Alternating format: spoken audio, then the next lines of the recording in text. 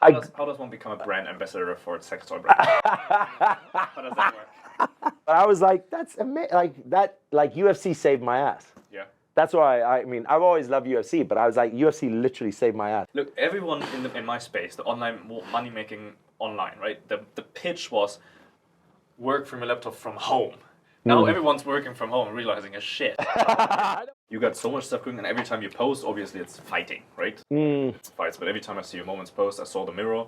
But there's so much stuff. I remember when we were, I don't know where we were, but you were talking about Chinese social media.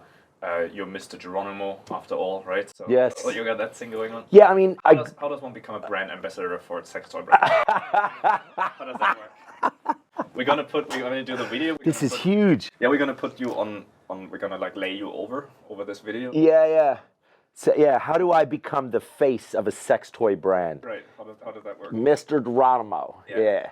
But I don't know. I think I'm me as a person. I'm extremely, I've got a lot of ADD. I think I've got a lot of ADD. I think tendencies, right? So I like doing different things, and I've got my hands in a lot of different, projects and stuff. And I've got a lot of hustle. Someone's they're like, do you want to do this? And I'm like, yeah. Do you want to pay? Yeah, if you pay, I'm interested. Let's go. It's hard. I wouldn't say it's hard for me to focus on one thing, and I do focus a lot on the fitness, and going beyond that is more fight. I think the fitness industry is a bit saturated. There's not enough. I mean, I'm over it a little bit. I'm more into the fight promoting. But yeah, I do branch out and keep my creative brain working by doing stuff like, Tracy's dog. I was wondering if I should call you Tracy's dog or Mr. Geronimo. Mr. Geronimo, yeah. I did a video for them. Fuck, it was so funny. Yes, I know. I saw all the videos. So funny. We're competing. Okay, yeah. We're competing. We're like, they are a Shenzhen-based sex toy business. Yeah. Sex toy-based Shenzhen business. We're actually competing. Nice. So we were just, I saw you by chance. Like, to be honest, we were just doing our YouTube research. We're looking for influencers. We're just looking on YouTube, and you showed up. It's like, what the fuck is that, John? Yeah. So you saw the intro videos? I saw everything. Okay, so, dude, it was so funny. So I've got some serious hustle. Like, yes, I've got hustle, right? And this one, so a friend of mine, she runs the PR company for Tracy's dog. Okay. She calls me and she goes, "Hey John, this sex toy, they want to do a video explaining how to use the sex toy. What do you think you can do?" And I was like, "This is interesting. I'm intrigued by this. I just want to be able to experiment with what I could do with this." So I went and I met them, and I was like, "So what is it? What do you have to what ideas do you have?" They had zero ideas, right. Nothing. They had they were like, "Do a video to explain how to do this. That's it. Like, that's all they had." And I was like, "I'm a guy. Why would a guy be explaining to a girl how to use a sex toy?" Yeah. It's not. So I said, I would love to do this because I feel like my creative brain is going, but it has to be humorous. It has to be comedy. Yeah. Because a guy explaining to a woman how to do this makes no sense. Yeah. So I said, okay, I have two characters in me that I think would be perfect for this. I said, it's Freddie Mercury or a cowboy like Tim McGraw. So I said, which one do you want? Because, you could be like, "Oh my God, Freddie Mercury, yeah, I'm going to tell you, okay, get your vibrator, Or you could be like, a cowboy and say, "Honey, listen, that vibrator." I said, I have this, I know I can do this. So they were like, "Yeah, do the cowboy."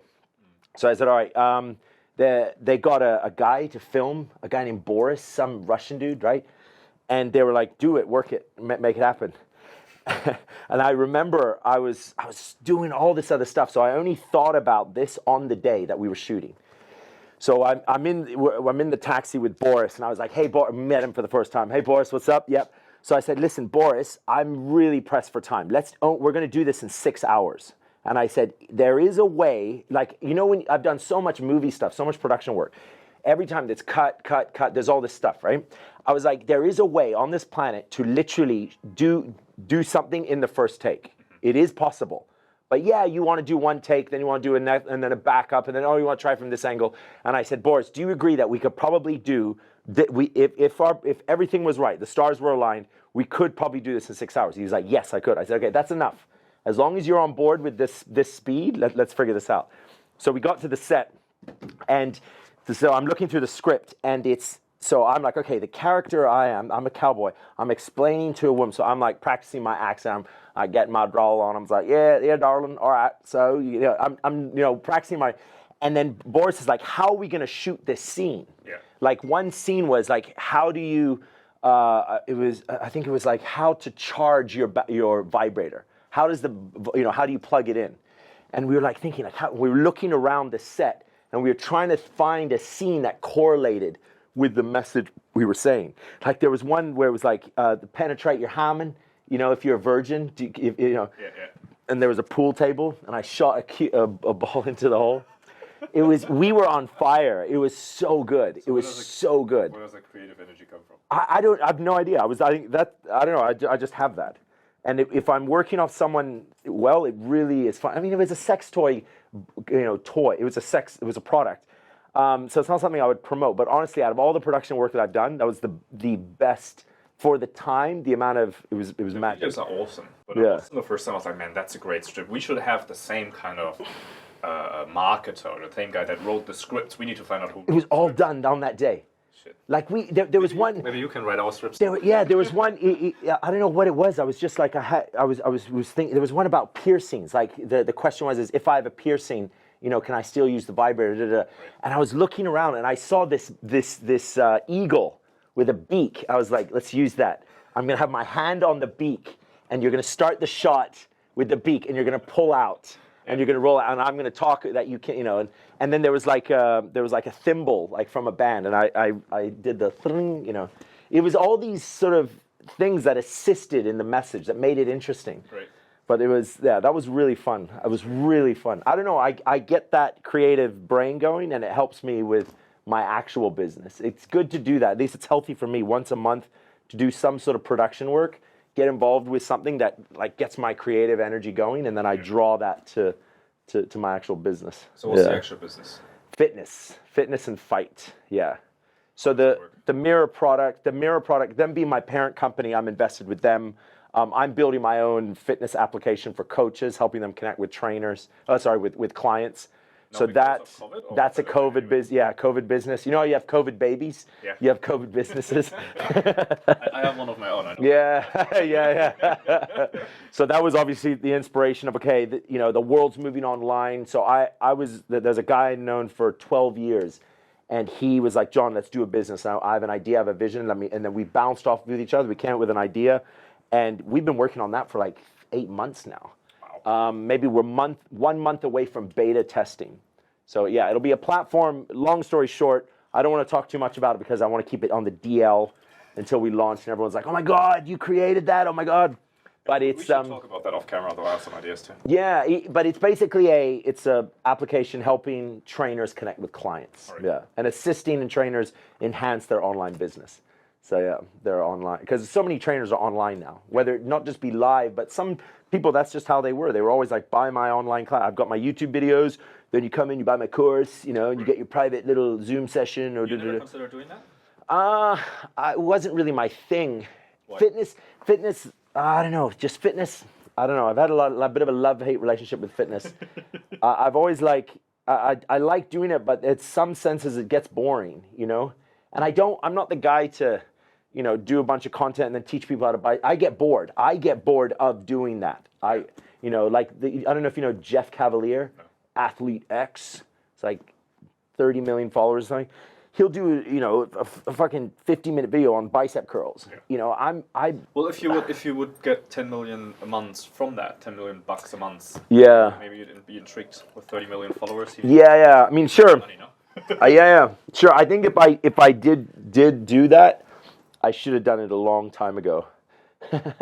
I should have done it right at the beginning, right? Because it's taking off now. Everyone's an online trainer. Let's speak about the beginning. I hear a lot about the things that you do, and we're definitely going to come back to that, and I'm going to ask you about all the fighting and all the stuff that you do here. Mm-hmm. But what I want to go is, I know nothing about you, like, from before China. Who were you before China? Like, how did you grow up? What's your story? So many dark secrets. Yeah, I'll give you one more. So it's so dangerous, these dark secrets. No one is watching, really, actually. Yeah. I mean, there's a lot of hidden info. A lot of stuff that I keep, best kept unsaid. Yeah. And then I've kind of created sort of a story that anytime people ask me that question, I just sort of say, oh, that's the story. I pull out that file and I'm like, okay, I read, okay, chapter 1. We have tequila. Maybe we need to get that out.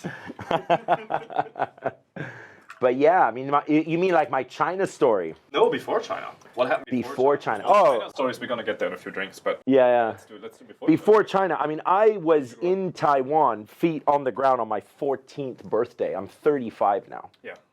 So that's what, 20 years? 20 years out of Australia? Yeah. What brought you to Taiwan? I mean, who was... My dad, my dad, my father. My dad and my mom right now are separated. But I would say, yeah, my dad brought me to China. And yeah, my dad was an interesting character. I should have a lot more to say about him, but I don't. Okay. I think I've got more to say about my mom. But yeah, my mom was a housewife. She was nice, lovely woman. I actually flew her over here during COVID. Yeah, because my mom's in Perth, my dad's in the Gold Coast. Like, they literally couldn't be further apart from each other. So I was like, okay, Mom, you come first. Dad will come second. But then COVID hit, and I was like, all right, so Dad, we got to wait. So Mom was like, thank God I went and saw you because everything shut down. Right. But yeah, my dad was here. My dad lectured. He was a lecturer. He was here in China? In China, yeah. And I was here with another brother of mine who actually is still in China, and he's in Dongguan.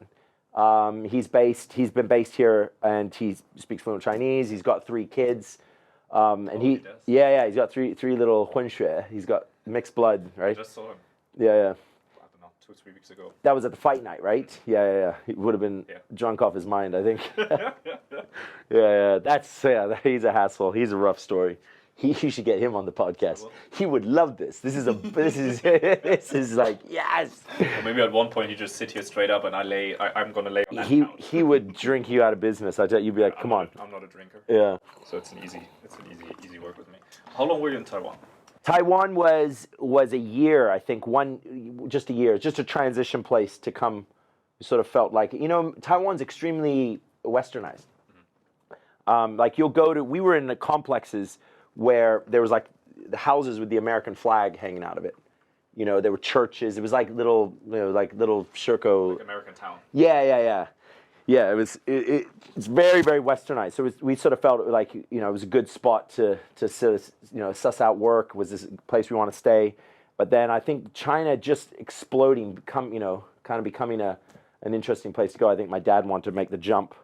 And then it was just all, testing the water. Is it cold? Is it cold? Is it? I don't know. Huh? So yeah, we jumped in. Yeah. And coming here young, I just saw like so much adventure. When did you come here? Adventure. I would have been 15.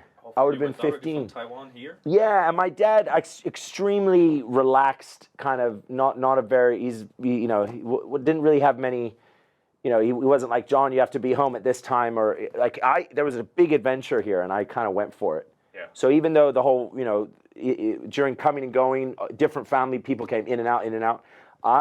Me and my brother Alan, we seem to have latched onto the China vibe. Yeah. That there's something where you're like, I can't give it up. I know. Yeah. So yeah, we got very well stuck in, especially Alan. I remember my brother learned Chinese very fast. He would disappear. Alan, I remember he would just disappear. It was like 3 months we wouldn't hear from him. This is before smartphone. He would just disappear, and then he'd come back, and he was like, he would just go. Like, he would meet friends. They would hire him for this. They would go this. He's 2 years younger than me. Oh, yeah. So he was just 13. Yeah. Lost in China. Lost. He wasn't lost. Yeah. He dated some very like well-off late girls. Like that, her dad was a big banker or something. Like he got deep into that scene. Like he's very Chinese. Very, very Chinese. Like, he'll have talks with him, and he'll talk to you like a Chinese person. Yeah. Like, that's crazy. Put his finger on the ground and, he'll smoke like a Chinese person. He's very, very Chinese. He grew up on the street, like China, right? Crazy. I mean, 13 is nuts. 15 is also crazy. I mean, when I was 15, I was just drunk every weekend. Imagine being that in China. Yeah. Fuck, that would have been such a party. Yeah, there would have been, the Lohu was the place to go. Yeah. Shirko, there wasn't anything going on. There was no Shirko. Yeah, it was just, so Lohu was pretty much every day.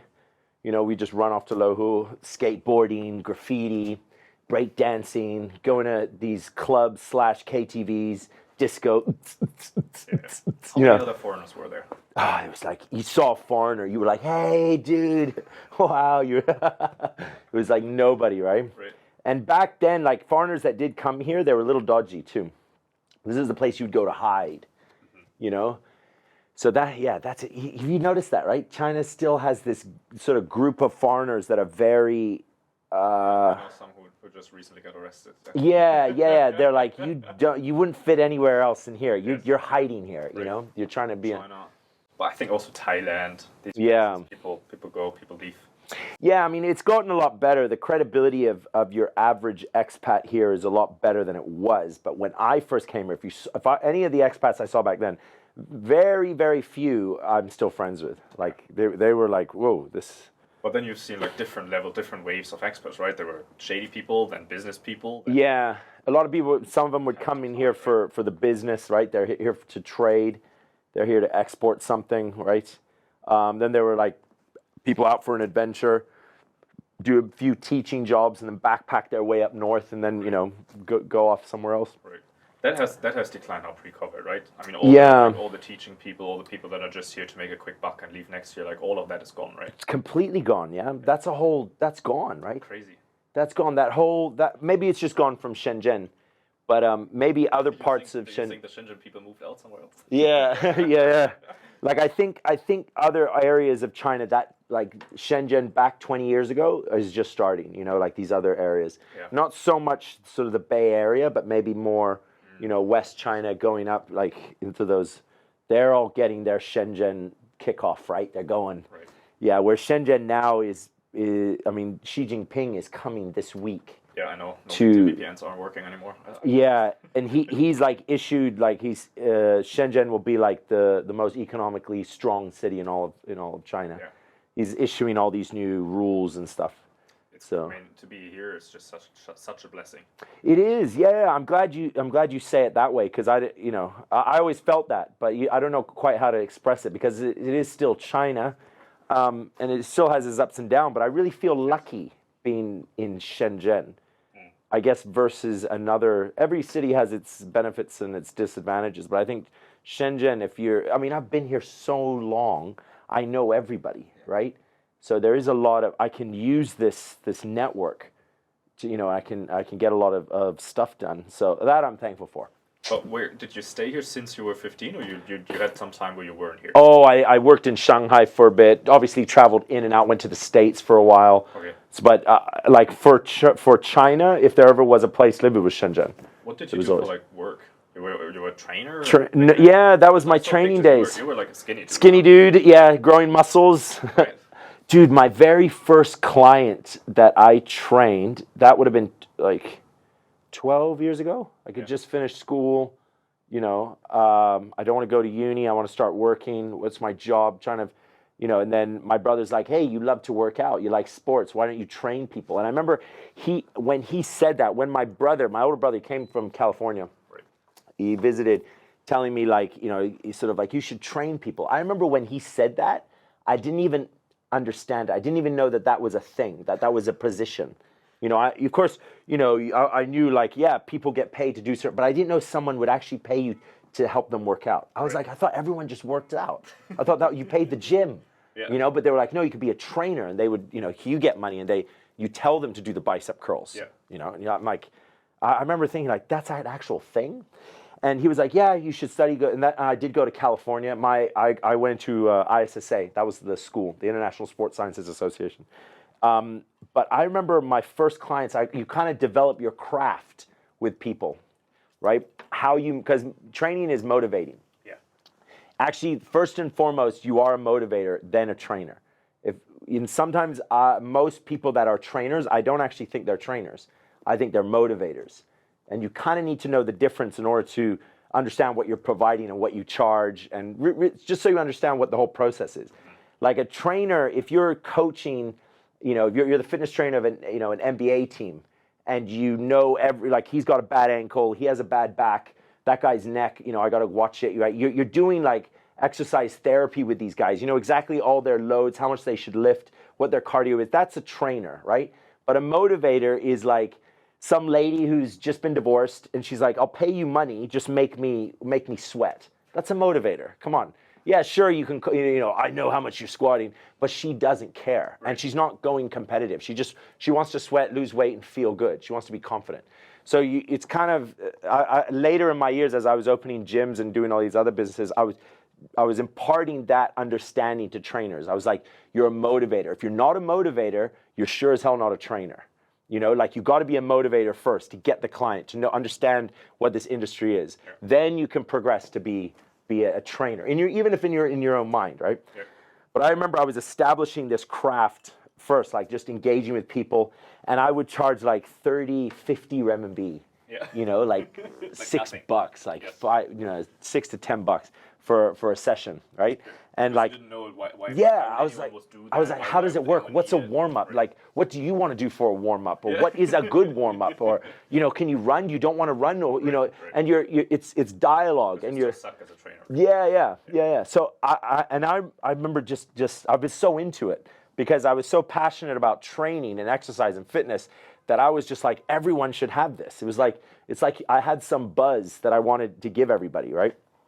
And I left personal training as an industry, and when I left, I charged 1,000 renminbi for 30 minutes. Wow! So that's kind of where it kind of capped out. How long did that leap take you from 50 to 1,000? That would have been about 8 years, maybe 9 years. Wow! Yeah. And that's what you did. Yeah, that was my personal training, like in a nutshell. Yeah, you didn't get sick of it. You were. I was giving 30 minutes, and it felt like hours. Right. Like I was looking at the time, I was like, "Fuck, it's so long," and it's 30 minutes. I was like, "God damn!" I hated it. I hated it. I couldn't do it anymore. Even now, if I try to train someone, I'm just burnt out. Yeah. I'm just absolutely burnt out. I got really aggressive with it. I got very when you're the only foreign trainer in a place like Shenzhen, everyone wants to train with you. Right. And I would never say no. I would never I'd be like, yes, no problem. Like, when do you want to train? I remember a guy, Lloyd James Lawson from New York, motherfucker. He was like 5 a.m. every day, do 5 days a week. I was like, yes, you fucking New York and cunt. New Yorkers, they work hard, right? Yeah. You did it anyway. Yep. Where did your work ethic kind of come from that, to go through that, or did that come later? Definitely. The hardest I've ever worked in my life is a personal trainer. Really? Ever, yeah. My Monday, because I would work at a club at night, because I was like, I need to work, I need to make money. Yeah. And I was just a workaholic, I don't know. I just couldn't stop. Like, I was coffee, go. So I would do 5 o'clock, I would do like a 5 to 6, I would do like a 6:30 to 7:30, and I would be moving to different gyms in the city. And I'd have relationships with the gyms, they'd let me in. And then I even had my own gym where I invested and I built my own gym and all my clients there. But it was a 16-hour day, no joke. That was my Monday. It was the hardest day. It was the day everyone's like, training. Yeah. When you're done, you're fucked. You go to bed. No, I had to go out to the club. I had to go to the club. I was a PR manager at the club, and I would finish work at 2 o'clock. It was a place called La Vie in Coco Park. It was on the rooftop. I don't even know that. Yeah, this is way back. This is like a long time. Long time. Crazy. Yeah. When did you start? When did you open the gym? The gym Fusion I think that's 8 years now. And how did you come up with that? Why did you transition from, okay, I'm coaching people, I'm working one-on-one, I'm making good money. Like, first you're like, okay, I'm working, I'm making some money, cool. Mm-hmm. And you're like, shit, I'm making too less money, let me charge more. And you charge more.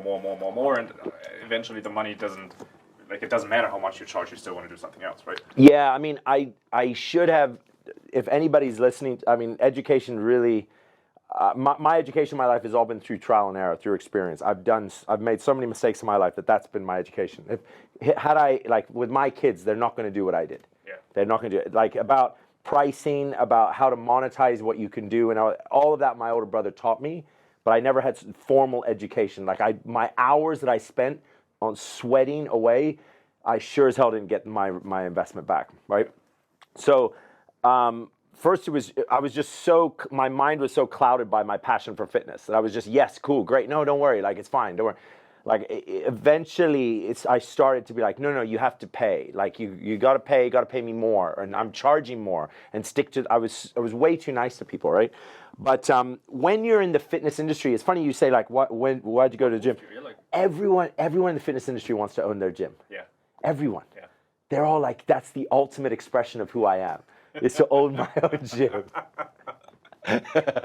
Like anyone in fitness has this idea like, I would be so good at running my own business. They all think that, right? And that was a mistake. I'm sure many of them could, but I don't think I was qualified to run a gym business. So, but I had the idea for it. I had the passion for it. I was like willing to work for it. So, and I had a partner who was like, yeah, let's do it. We're both fitness guys. Let's open a gym. Duh. Western partner. South African. Yeah, he's an expat. But so that gym on the business side was terrible. It was terrible. It was a disaster. Sometimes, like I remember one time I got Fuck Ups, that event. It's like an event, you give a talk and you don't talk about your successes. You're only allowed to talk about your failures. It's called Fuck Ups. We should do some of that. Yeah. Every time, like I was invited to a few fuck ups, and they were like, "John, can you be a speaker?" I was like, "Yeah, I got something to talk about. Gym businesses. Let's start." I hate gym businesses. It burnt me so bad. It's like you're as a trainer, you got all this enthusiasm, all this energy to train someone, but you're also thinking about playing for the place, right? Yeah. And I'd have people walk into the gym and they'd be like, "John, can I just pay for the treadmill, because I'm just going to use the treadmill?" And I was like, and I'm like, I don't know, like I don't have a policy sheet. Like, I was understand. sure? Yeah, and I was like, okay, and I was like, wait, that makes no sense, right? It makes no sense. What other business on the planet does that make sense? I think it's so funny, man. Everyone, like you're a hairdresser, you want to have your hair salon. You're making nails, you want to have your own nails. You're a massage guy, you want to have your own massage. Like everyone just thinks that way, right? Instead of the hairdresser could think like, well, instead of opening a massage shop, why don't I sell equipment to right? Like the hairdresser. Instead of like owning a shop, I sell the scissors, or I educate people on how to do the haircuts, or I do some online training, or I do like. But that is just so oblivious to most people, right? And this is kind of what we try to do here, to just kind of open people's eyes and be like, look, there's more than just like this. That's right. Yeah, and look at something that's very scalable but very low cost, right? In the industry of fitness, probably the highest cost is a gym business, and you got to think really long and hard and do research. You got to know you got to set it all up, right? I mean, look at Gymshark. If you want to, if you want to. What a brilliant business! Crazy, yeah. What a brilliant young guy, right? How old is he? Yeah, he's younger than me. I think he's like crazy. 28 now, Yeah. right? Crazy. Started at like 22, 21. He's my age. Amazing, yeah. Amazing guy, yeah. And that's like one of many success stories that are in fitness that kind of show people, and a lot of trainers have come to me and they've been like, oh, you like, even just a week ago, a foreign couple, they own a gym business here, and they're like, can you help us? And I was like, try to get rid of it. Just get rid of it. You're not, and they're not fit. I was like, you're not fitness people. But there was a mega hype in China for gyms as well. Was it last year, 2 years ago? It was a mega hype but there wasn't anyone actually winning. So they're gym businesses, and they're like, this must be a thing, right? But I was like, nobody's winning this. This is just a thing. Unless you see the guy who owns the gym with like a Ferrari, then you're like, haha, we should get into the business. But they saw the opening as the success. And I know guys like this, but they just own the gym by side. They have a real business. Yeah. And they're like, oh, let me do a gym because I like to go to gym, so I want to have my own gym, and then they open it. That's right, yeah. Like the model of a gym business, I think probably the best way to open a gym business would be if you wanted to like make a data company. So you had an application that everyone had to sign on and input information in order to go to the gym, and this data you could somehow use. Yeah. And then you need lots of locations, more data, right? Yeah. Or if it's a gym, like a business. It's actually very nice, man. Like data-driven. Data is so valuable. The thing is, what I don't understand, have you ever been to a restaurant or to any place and they ask you, I mean, China is different, right? But they ask you for your contact, like your email address or something. No one ever, right? Instead of going like, hey, we have this free shot, we have this free thing, you just need to fill the card, give us your phone number, and then you all of a sudden have like this huge list of people that you can text message. So That's right. Send one text message and your 50 seats are done. Like you fill your place up with one little message, right? But no one ever things like that. Everyone is so busy in their own shit, right? It takes so much work and so much time, and no one puts the extra effort in that it requires and then does anything, right? That's right. I think, especially here in China, I think everyone has that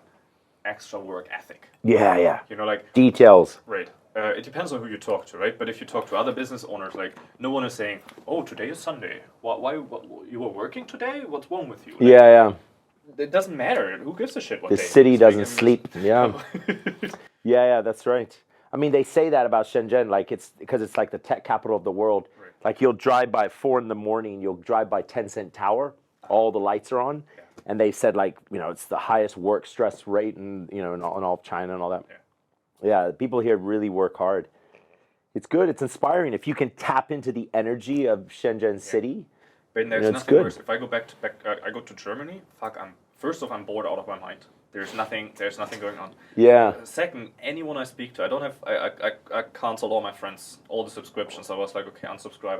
Like they're all gone because every time it's just that that doesn't work anymore. Even if you speak to other business people that own, $5 million companies, $10 million companies, like traditional businesses. We build windows, we build doors. Like even that is like, okay, yeah, it's 5, let's go. Like there's no ethics. So China is just there. So the water China is just overtaking everyone. When you had your gym, how did that end? How long did you have it? When did that stop? So I had 6 gyms. I had 6. I ended up building 6 gyms in China. Because one did so good. Yeah, and the thing is the way basically you can't handle the costs. So the costs are like these fixed costs. We just couldn't handle it. So it's like we can't do it. This isn't working. It's just stress. We're not going to make it any better. We got to get rid of this business. How long in were you?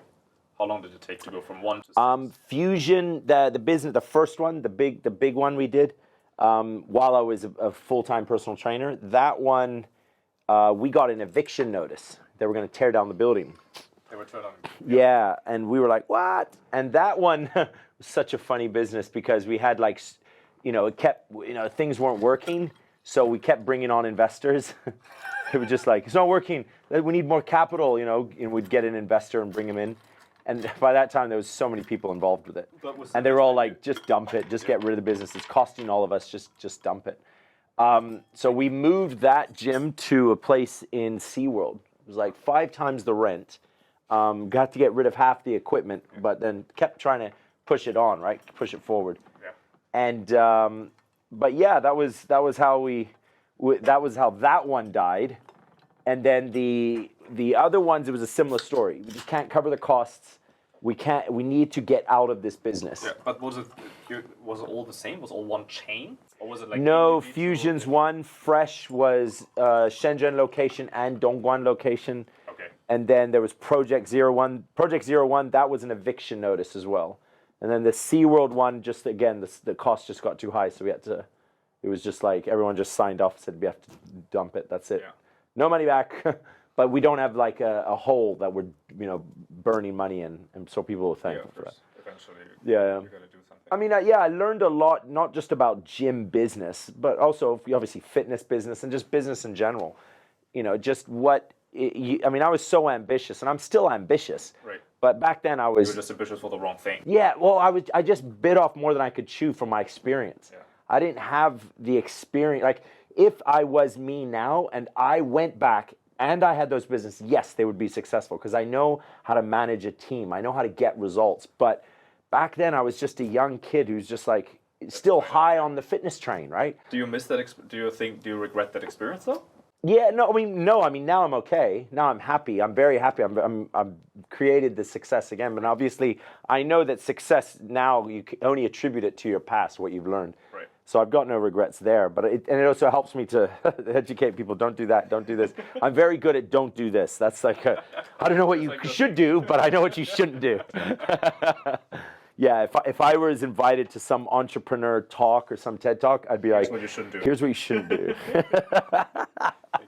That will help a lot of people, man. Yeah. I mean, I don't claim to be a guru of anything, absolutely anything. Yeah. I'm just really good at telling people about my mistakes. I'm very detailed in the mistakes that I made. I mean, it's some time ago, right? But can you put yourself back in the position when everything started crumbling around you and you got more capital, and then eventually it's like, okay, let's close this, and you made the decision. Like, how did you feel then? Was it? Oh, I cried. That Fusion, the first gym. I remember when it was time to close, I went and I stood in front of the door. I remember this day so well. I cried. I cried so hard. Yeah. I cried. It's like I lost my child. Like I was like, How long did you build that? That was that I think lasted in all was about 3 years. Wow. I cried so hard on that one. Yeah. I remember that, and they were like, "Just go, John. Just go." I was like, no. Yeah.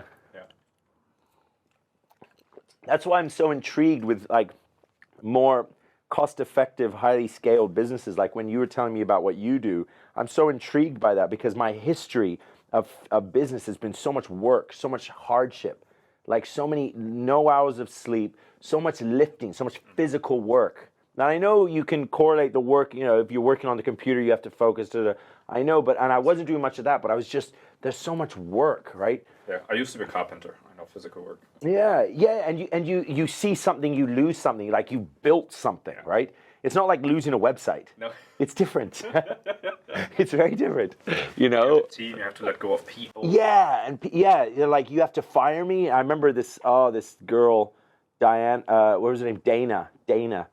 She's like, I was like, what can I say? Together, right? What can I say? Yeah. And I care about you. Like I'm losing too. We're all losing. I'm not like, hey, I'm not screwing you. Did you like fall in some sort of hole after that, or was it just like, okay, boom, let me get distracted and go to the next thing? What happened after that? Yeah, my I don't know. That's maybe another gift that I've had is I've had my low times, but my happy place is the gym. It's like my therapy place. So even some of the hardest times of my life when I've really been like outright suicidal, I'll just go to the gym and usually I figure out all my problems there. And most of the problems I figure out it's just how to get my head back together to keep going again. But people have always said that about me. Like I have a very forward, always forward, don't quit, not dead, don't quit kind of an attitude. I'm just, I'm like a bull. What came after the gyms for you? So the gym, so we had Project 01. So I got smart. After one, two, three. Oh wait. 1, 2, 3, 4. Oh, yeah, is it the fourth? I think it was the fourth or the fifth gym. I got smart, and there was a guy who now is currently my CEO. His company has invested in my WCFM brand. He said, John, you're a fitness superstar.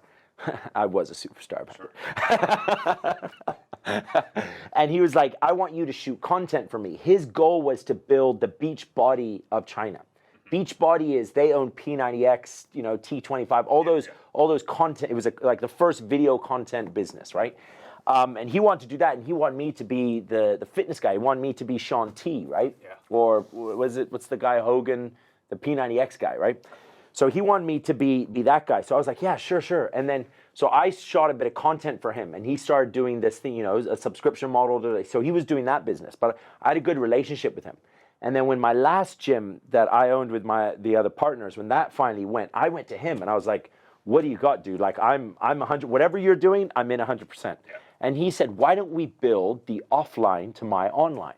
And then we were like, oh yeah. So we got an idea. We built a gym business. But he was the investor. He invested and I was a founder. We were co-founders of that business. So I got a bit smarter not to use my own, because I was dead broke. I was like, are you paying for this coffee for this meeting? Because like I was broke. Yeah, I have been so broke, like broke, like to the point where you're like, how is I going to pay for this? And you're thinking to yourself, and that's not even rent. Like you don't. Yeah. Like you can't even think a week ahead because that's a rent. No, you're thinking coffee. You're thinking food. You're thinking. Yeah. You're like, how about I have a meeting with that guy, but I'll give an excuse to where we don't buy anything like a coffee but I still need a meeting with that guy. We should have a walk. Yeah, like can we have a walk? I'm on a cardio thing, I'm on a program and I got to get my steps in. So let's do this. Come on, dude, let's do this. Or you're on a date with a girl and you're like, fucking hell, well, she wants to go eat. Yeah, okay, great. I'm like, you know what? I have a few phone calls with my brother. You know, my dad, I got to give him a phone call. So I'll meet you after dinner. I'll meet you after dinner. Maybe we just go and hang out, you know. Yeah. But yeah, like and then he invested in it and I ran it. And that business was a phenomenal gym. Phenomenal gym. How did that work? What was the So yeah, I'm a founder. He's my investor. We created a partnership. We built a gym, and the gym was it was amazing. But then again, an eviction notice. But we, as part of the eviction notice, I think everyone in the building, we didn't have to pay for like 3 months rent, something like this, which was good. So we kind of like just easily left the business. We went lighter. Why did they evict?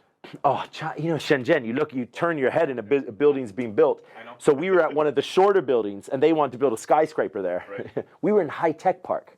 Yeah. High Tech Park. It's like the tech capital of Shenzhen, which is the tech capital of the world. What year was that? That would have been 2016, 15, 16, yeah. Yeah.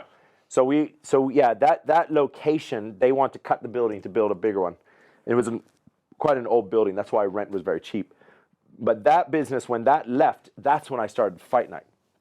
And dude, the Fight Night business, that is when I found fitness, I'm extremely passionate about. But the thing that I'm not so passionate about is how it's still so hard. Like, why do I have to tell, like, it's the information age. You have Google. Why are you asking me a question that you should know? You know, why is it still so hard? Like fitness is easy now. The information is all there. It's all free. It's all free. You go, you ask for, I don't want this, you know, this high carb, you all know what sugar is, right? That's what frustrates me about fitness. Right. How it's all still the same, but they're creating new ways to sell the same shit, right? So, but Fight Night, Fight Business, and the idea of this challenge, what I like about the business, that was in Project Zero One, in the last gym that I built. That's where it was created. You had like a little fighting corner and it kind of got out of this? Or yeah, because even the gym itself was like a CrossFit style gym. And I wanted CrossFit and boxing, but the boxing element in the gym wasn't that strong. Yeah. But I did like boxing because I did some amateur fights in Shanghai. Oh shit, that's a story. My Shanghai story is crazy. That was crazy, yeah. So yeah, let's finish the gym and then we go into Okay, yeah. We're jumping everywhere here. But yeah, like there's a fighter, my favorite fighter, my absolute favorite fighter. This guy's my hero. Like there's five people I want to meet on the planet, right? It's Tyson Fury, my favorite fighter. It's Tyson Fury, and then Joe Rogan. Tyson Fury is what he's gone through in the last 4 years, I've gone through the exact same thing. So Vladimir Klitschko was a heavyweight champion of the world at that time. Right. So this is 2015. And he's the reigning champion for 11 years. Tyson Fury fought him. And one of the guys that was in his fight camp, his name was Alex Bruchot, I believe. He was in Shenzhen. He was in the fight business in China. And he was telling me about it, but I wasn't that interested in it. And he said, John, check out this fighter. He's fighting Vladimir. You should watch it. I was like, yeah, I know Vladimir. So I watched the fight, and I watched Tyson Fury, the way he moved, and I fell in love with this dude. I was like, this guy is such a great boxer. He's phenomenal. But after he won that, he became the undisputed champion of the world, right? And he's the lineal champion. So it means he's a line of champions that's never been broken in the heavyweight division. But then he stopped fighting, and the winning kind of got to his head, and he kind of, broke down. He started drinking, he's taking drugs, and he kind of had a very heavy drop, right? He put on a bunch of weight. And he kind of disappeared, and I was watching him because I would, on social media, I was like, why he needs to fight again? Like, that was such an amazing fight. Well, you fight, yeah. But I remember, yeah. I was like, yeah, come on, the world needs you, right? But I remember after I watched that fight, Alex said, hey, John, you should get into white collar boxing. And when he said that, I believe, Alex, this guy who was in the same fight camp, he was in the camp of Tyson Fury. Yeah. After I listened to him, white collar boxing, I was like, and I looked at I remember we were sitting in a bar called Luna Bar. I don't know if you know that one down. Yeah. And he was like, go try it at the Hilton. I remember I was like, okay. And I actually went to the Hilton. I said, I think I want to do like a boxing event here. How would that work? Mm-hmm. And literally that was the conversation. That was the conversation. And 2016, December 16th, that was the very first the event I did, White Collar Fight Night. Yeah. was there. So I was inspired by Tyson Fury, and the guy at his camp, he literally just said, you should do white collar boxing. It could go big here. Yeah. And I was like, yeah, I think I know what that is. And I walked over to Hilton, and I was like, can I see the manager? I was like, I want to do a fight. You know, but it's you know, I remember, I think even the way I explained it, they didn't quite get it. Yeah. But that event, I'll never forget, because the entire event I did myself. Even the ring, the actual boxing ring, I built the ring myself. Like there was no, I didn't have staff. There was no like, I had two girls. How did you pull it off like that? I was pumped. I don't know. You never did an event like this. Sold it. I never did it before. I was just so pumped with it. The fight camp, getting everyone ready. Yeah, just to set that into context, like you had a really nice, you had the ring, you had, you know, Light frame. right, you had nice Media. tables, and every table was sponsored, right? Food, every table, you had drink. a sponsor table, you had like people actually paying money to get the seat. Yeah. It was the Hilton, right? So you already have like this, Yeah. you know, We sold out. the context. Yeah, it was a great Sold time. out, and I had 13 fights. Yeah. 13 fights. But So these were- even these fight were- camp, how everything. Did you find the fighters for that? I don't know. I was like, do you want to fight? I was like, yeah, I'll get you to the ring. You asked me to. Yeah. I was like, hey, dude, you want to fight? I remember that. Yeah. But how long did it take from you say, okay, I'll make the decision. I wanna do a boxing event to the event is happening. How much time was it between? Yeah, because I remember after that Hilton meeting, I went to the gym and I saw the two investors, and I said, and I explained to them the concept of white collar boxing. Yeah. I was like, it's safe, don't worry, 16-ounce gloves, headgear, and I said, do you want to fight? And they both said, yes, we'll fight. You do the event. Make the event, we'll fight it. So I had two of my investors in the event. They were like, yeah, they kind of got the idea, but they were invested And physically. you knew these investors from your gyms before? No, that's the guy that's doing the beach body. Okay. The beach body concept. Yeah. So he, that was, to this day, there was so much grind and hustle in that event that I don't know if I could ever do that. How long did it take from let's do an event to pull off the event? Yeah, so we were figuring out contracts. Okay, you have to pay a deposit. Like we have to train the fighters. I have to get fighters, and I was like, we need sponsorship. So I created an idea. I was like, let's get a bar to sponsor a fighter. So what happens when you sponsor a fighter is that fighter is your fighter, and you get a table. By paying the money, you get a table, and you get. Oh, actually, Who came up with the that? first. It was me came up with it. The first one is they didn't actually even get a table. All they did was sponsor the fighter. They paid, I think it was $5K. And I said, that's your fighter. Yeah. And I said, if it's a bar or a restaurant, we'll come to your restaurant and I'll promote people in the city to come and we'll do fight camp in front of your restaurant. I remember we did that. Okay. Yeah, we don't You do did that a lot anymore. of PR It's too much for that. work. Yeah, you did a lot of PR. I remember you came to Bayer, you introduced all the fighters. Yeah. So much PR work. Like Eddie Hearn, he's like the big boxing promoter in the world now. He's the top guy. Dude, I would run circles around that guy. I could, yeah. So how much time? No disrespect, Eddie Hearn. How much time? Let's So the fighters were only training 3 months. Yeah. So from I had the idea to do it, but from the time when we paid the deposit, it was like the event was on 3 months later. Yeah. It was on 3 months later. Yeah. So basically, literally all the time it took to train the fighters. Well, that's what we like. You don't need to train longer than 3 months. You'll burn out. You won't like it. Of course. So you want a period of time where they stay energized, and there's so much encouraging, and I'm making matchups, right? So I'm like, you should fight, like you two girls should fight, and she's like, I don't want to fight. So I would talk to her, like, come on, you can do it. Like, there's so much motivation work. But I knew all that because of my personal training days. I knew how to motivate someone to say, don't worry, you'll be fine. I'll be there. Don't worry, you'll be okay.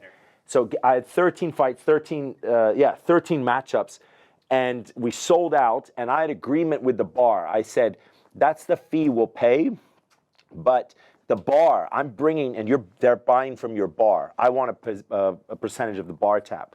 And they said, okay, but you have to count it at the end. So when everyone left to the house, the after party, me and my manager were counting receipts. It was like 6 in the morning, and I was like laying on the couch of the Hilton in the staff area, and we were counting receipts. And we just broke even. It was like broke even. Yeah. But man, awesome.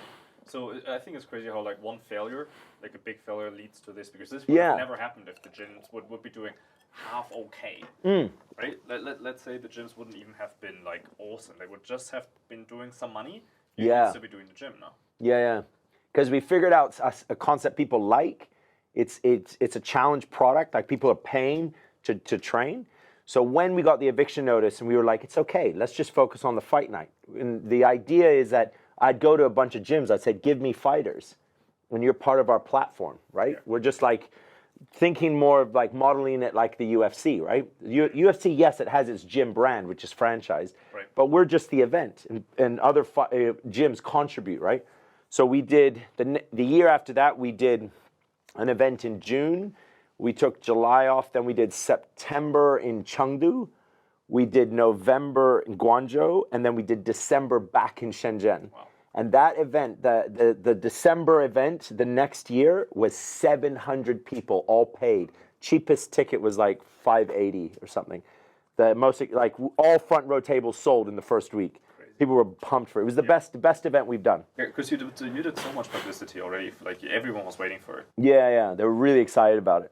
But then the year after that, we realized that the gala model it's too costly. We can't guarantee we're going to break even. Okay. So then we switched it and we created two categories. We have silver fight and gold fight. Gold fight is once a year and is a gala, and then the silver fight is just done in a gym. The cost is nothing. It's just we find a gym with a ring. Fighters all meet up, and they're all sort of getting on our platform. Like you won, 5 times. You won. Okay, and I created a belt system. So if you want X number of times, you have access to a belt. It's all a whole system, but it's all white collar boxing. How do you monetize that? Yeah, that's a good question. That's a good question. Like where I see the future of WCFN is probably licensing. Like if people want to buy a WCFN like as a boxing gym, the same way CrossFit. White collar fight night, just for everyone. Yeah. So yeah, WCFN white collar fight night, like like the same way CrossFit did. CrossFit has methodology and has a brand, right? So if I have a methodology of training someone to get in the ring, not training someone to box or to be boxing fit or to boxercise, but training someone to get into the ring and fight. Yeah, like that's your zero to hero program. Yeah, someone who's never fought. Yeah. Get him up, get him fighting. Yeah. So that's something I have, and I'm developing it even better and better and better. So I've got the methodology, and I'm building the brand. So eventually, it's a licensing model. People buy, I got a WCFN gym, the same way you have a CrossFit gym, right? That's the vision I have, right? That's awesome. But there's so many politics involved with my investment, my parent company and my investors. There's a lot of politics to get to that point. Like I want to do a WCFN academy. I want to actually have, where we train coaches to train people to fight, do education, all this. Yeah. So what's happening in between? What's happening right now? Like what's your schedule at the moment? So WCFN has taken a backseat because of COVID, and that's when the parent company was saying, well, because my agreement with my parent company is kind of in such that they've invested in my dream of having my own fight promotion, right? Of building my own, eventually what I could do something to license it. And in exchange, I'll give them my fitness IP, the John Graham Fitness, right? And as a mirror, that's what a mirror is, right? It's content, it's technology. Buy Now by far has the best technology in a mirror brand. But then for the content, who's the training, right? What's better to have is a trainer with some sort of affluence, right? Someone with a bit of social media, someone that is like, I know that guy, he built this or he's done that, right? That obviously is going to be more of a sell if you're trying to sell a product that there's 12 other competitors, right? So that was kind of the exchange. I was like, I'll put my content in there, my fitness content. But even going further to that, I have my WCFN content in there. So I can see how they can work off each other, where someone's like, I want to be a fighter. I'll say, buy the mirror. All my brand is in there, right? My program is in there. So I have my WCFN shirt. I'm like, hey guys, we're gonna do a boxing routine. This one's only 10 minutes long. You can hit this workout right before you work out, right before you work, or you can do this between your lunch break. So I'm building content, and when the mirror launches, so we've finished our Indiegogo. So probably in about a month's time, we'll start shipping the product out. I'll have 50 programs in the gym, preloaded. Awesome. So that's what you get when you buy the mirror. You have. How much is the mirror going to be? Mirror in Indiegogo is about 7,000 to 8,000 RMB. It'll be about after that. It'll be about 14,000 RMB. Okay. That'll be so $2,000. Yeah. But the idea with it is you're buying, and obviously there's the cloud. It's going to constantly upload, but you're buying a lot of hundreds and hundreds of classes, right? You're buying classes and classes. Like you've got endless number of classes. Yoga, like Pilates, you have Zumba, you have boxing, right? You have weight training, you have everything all in this mirror. That's actually a really cool model where you just sell more trainings. And it's a subscription, right? You pay $20 a month and you get. Who was doing that? One of the really big companies. I'm not sure if that was Xbox or if it was. So was a subscription. Was it Apple? I think. Or Shopify. I don't know, man. Some of these like really big brands, they're doing subscription like this too. So you get the music, you get the. I don't even know. I forgot, but they have a very Apple, yeah. So you get the Apple Music, which is normally like I don't know $14 or something. But if you buy this in a pack, you have like the subscription pack with everything bundled, and you can. They have the fitness thing in there as well. Yes. Right. So you can. Yeah, they're launching this soon, right? Have they already done it? I don't know. I think it's because it's the tracker. Some things are done, and some things are yet to come. Are coming, yeah. Yeah. See, Apple kills it, yeah. Yeah. Everyone's building all these big, AI devices, and Apple's like, we have And music, we got content, we got a tracker, Yeah, we've got cool. the Apple They put it tracker. all together. Yeah, Right. yeah, they're really good at this, aren't they? Yeah, I mean that's the idea, right? And as you get more trainers, anyone in the world with this mirror, they say, I'm Portuguese. Where's the Portuguese trainers? Right. And you'll be able to. It'd be like an endless amount of trainers there that you can access, and you pay the subscription model and you get them, and the trainers then get a percentage of the subscription because people are buying their programs. So that's kind of the model as well. It can become a platform for other people. Man, that is awesome. Yeah, that's the idea. But where what I'm encouraging my parent company to do, and they've already done this, is to really get influential trainers there, because the value of that product it was like, why do I want that mirror? Oh, because Tyson Fury's in there. Yeah.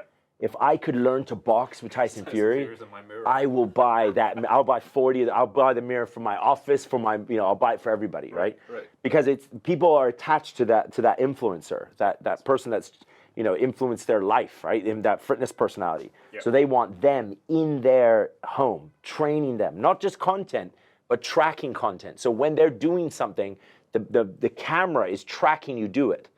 You like the tracking, the technology on top is very. This is incredible. What's coming? And this is more, but this is not for Chinese market, right? This is for the Fire Now mirror is going to probably launch best in China. Oh, really? Yeah. All the other competitors, Mirror in the US is far ahead. So I see what the parent company is doing, and they're putting a lot more investment into the China market versus overseas. Also obviously they have the Chinese. They know what's going on in China. Yeah. In China, right? Yeah. Cool. And to my knowledge, no other mirror companies are in China. Yeah. There's one in Hong Kong. There's one in Japan, Korea. China's an awesome market. Yeah, it's big. Are we doing whiskey now? We're doing whiskey now. Yeah. Just. Oh, finish the G and T. Now we talk about Shanghai.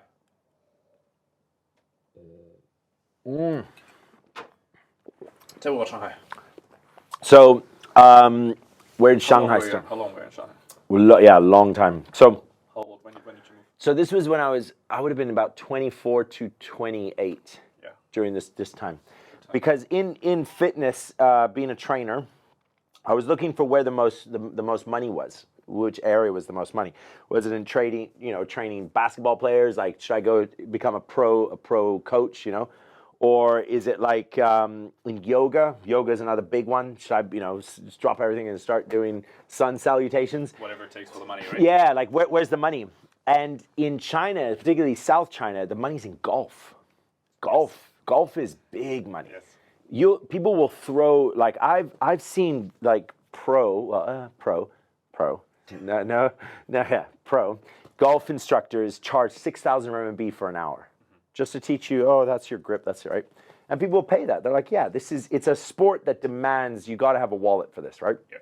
Yeah. So being a golf fitness instructor and being the only foreigner at that time, a lot of people were like, you know golf, you know the sport of golf. Yeah. But you can fix my back. You... I never played professional. I never played. I just understood the mechanics of it. And I swear to God, every trainer knows the mechanics of golf. Because it's just body mechanics. It's easy, right? Yeah. It's like, you have your opportunity. Yeah, you know what muscles you use. You know how the kinetic chain, all of this, right? But they were all like, "Oh wow, you're gifted with the special knowledge of how to make a golfer fit." And I was like, "Yeah, sure." Yeah. So that's one way I bumped up my salary, like my per hour rate. What did you charge then? Getting into golf? I think it was going up to about 800. You know, and sometimes if I was trained at an academy, I'd split that with the academy. But my price was just going That's up. more than 100. That's $120 an hour. Yeah. For listening. Like, Yeah, and it went up further. Yeah, and a guy I met, a tour player, because in the golf scene in South China, you have Mission Hills, Guinness World Record, the greatest golf course in the world, right? So a lot of pros come through here. So, and I was the fitness director at Mission Hills. So I would meet a lot of pros. I remember watching like very, very famous pros, like on the driving range above the gym where I was. And my name was all over the gym, like John, Golf Fitness, and I'm like, my little photo there. I had no tattoos at that time, right? And I was really like, I was your ideal, like, that's the guy. I want that guy. I should show you some photos. Really like, yeah, give me some photos. Captain America kind of look. We'll overlay them. Yeah. And so I started meeting tour players, and tour players there, I mean, they may have, in the range of 30 to 70 games, tournaments per year. A stupid amount like they're constantly playing. Almost every weekend they're playing. So they need someone for rehab. They need someone to stretch them out. They need to build strength on the off season. Then, and so once you get involved with the tour player scene, my name got out, and people were like, "Oh, can I come in? Can I, do an assessment? Blah blah blah." And I got my name got to this guy. Who was the director of China Gas, probably the most powerful person I've ever met in China. Yeah. Crazy powerful. Like, there's rich and then there's powerful, right? Yes. And you're like, oh, you're just rich. No, I'm powerful. Like, he was a very, like, even to this day, I still feel like he was a bit of a scary fellow, just how powerful he was, right? But his son was a tour player, William Liu. And he was like, I want you to train my son, but I don't want you to train anybody else. So I was like, okay, but you motherfucker, you better pay, And he was like, no problem. I'll pay all your expenses. You get an apartment. I had an apartment at Mission Hills, and anywhere we traveled, anywhere in the world, I was at a hotel. I had my own suite. Like, it was the sweetest gig. It was the sweetest gig. I think I did that I think it was a little more than 2 years. Fuck, you did it for 2 years. Yeah, we'd go to Vegas like 3 times a year. It's amazing. So that's where. Like, as a fitness trainer, that is it. Like, that is where that's like, don't lose that. Don't keep that job. Right, but obviously you lost it. Yeah, the reason I lost it is because I was so frustrated. I was so frustrated with him because I shot myself in the foot here, because again, I was so like, this passion came out of me, like, oh my God, like, you have this opportunity. He would play like Ernie Els. Like, do you know Ernie Els? Mm-hmm. Like, this guy has his own private jet. Like, we would go and play in a round, and he was in our round. Like, it was like, this guy has worked so hard since he was like a kid to get here. Like, you just have an influential rich daddy. Yeah. Like, you do not belong together. Like, I'm embarrassed to be next to you when I'm around these guys, right? Like, these are real athletes. You just have a rich family. That kind of was what killed it for me in China, was how the sport here, they're not working. Like, nobody was working. They're just getting paid by these sponsors or their rich mommy and daddy. Right. And I was like, if I had your fucking opportunity, like, I would work my ass off. I wouldn't sleep.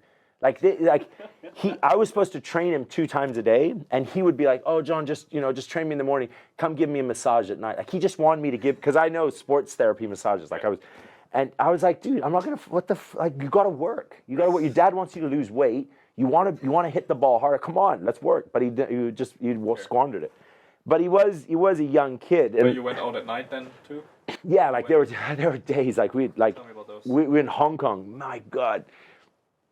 Oh God, that's I don't know. I don't know. I should not say any names here. Some dirty nights.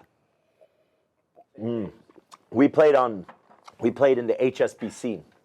So, with golf, there's 4 rounds, right? It's 4 days. And I, as the trainer, I would go. There would be his caddy. There'd be like, he'd have his own personal assistant. Like, the kid I was training, he was I think he was 18 at the time. He didn't even know how to get a taxi. Yeah. Like, he literally was just spoiled. He was a spoiled kid. He was extremely well-off, powerful family. Right. And he's given this opportunity, and I'm his trainer. I'm the one that makes him work. Hitting balls all day is fine. He would love doing that. He would do that on his own, right? He loves golf.